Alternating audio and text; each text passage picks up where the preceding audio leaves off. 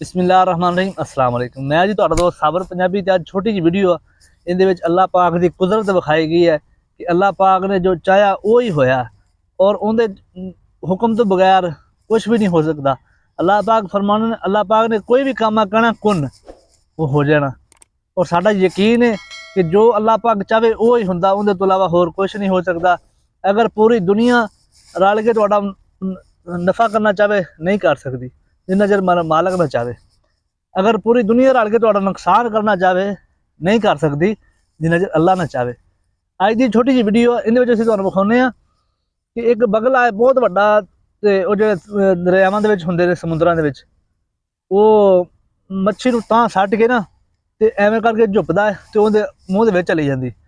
लेकिन मच्छी अल्लाह पाक ने बचाउणी आ, ਉਹਦੀ ਜ਼ਿੰਦਗੀ ਵਧੀ ਹੋਈ है। पूरे 2 मिनट जद्दोजहद करके तो मच्छी जिहड़ी आ ਉਹ बगलिया खा नहीं सकता। आ तुसीं वीडियो च वेखो अल्लाह पाक दी कुदरत ते यकीन बंदे दा आ जांदा, बंदे नूं यकीन हो जांदा कि वाकई अल्लाह पाक अगर चाहे तो कुछ नहीं, कोई कुछ नहीं कर सकता बंदे दा, सिर्फ यकीन दी गल आ।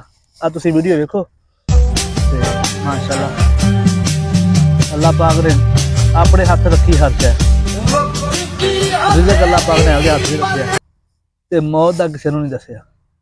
2 शैवां अल्लाह पाक ने अपने कोल रखियां। और तुसीं छोटी जी मिसाल नाल सोच के वेख लो, अगर तुहाडे कोल किसी नूं कि तुसीं किसी कोल कोई शै मंगनी ना ते तुहानूं उहने नहीं दित्ती, तुहाडे दिल च की हुंदा यार इहने मैनूं नहीं दित्ती है।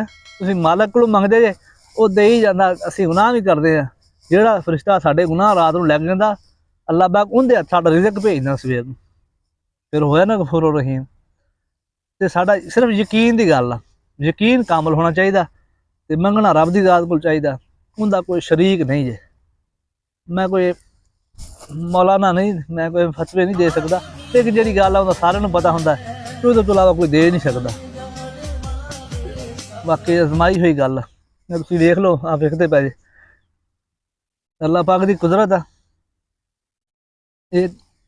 एक्सपर्ट ने जिन्हों कहते ना कारीगर, ये वो ने तां सट्टनी है, मूँह खोलना तो मच्छी विच आ जानी। लेकिन अल्लाह पाक ने इहनूं बचाउणा है।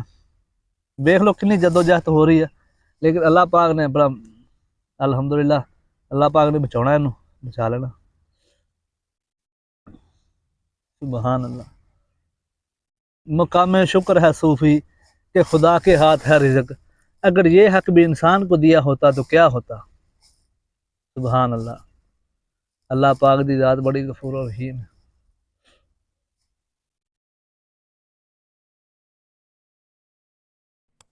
सुबहान अल्लाह, सुबहान अल्लाह, माशाअल्लाह। देख लो जिन्नी जिन्नी ज़्यादा जद्दोजहद करता उन्नी वो फिसलती जाती है और मूँह दे विचों हो के वापस आ जाती है। कहते ना नवाला मूँह दे विचों नवाला खिंच लिया।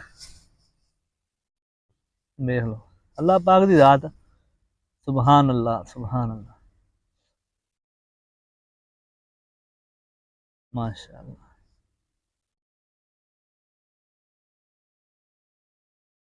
अगर तो वाकई तुसी इस गल ते मुतफक्की हो कि माशाअल्लाह जी अल्लाह पाक दी वाकई कुदरत बड़ी गफूर और रहीम मालक दी ज़ात है, तो तुसी इस वीडियो नूं लाइक कर दिओ ते कमेंट्स विच अल्लाह ज़रूर लिखना ते सानूं दिओ इजाज़त। अल्लाह हामी नासर।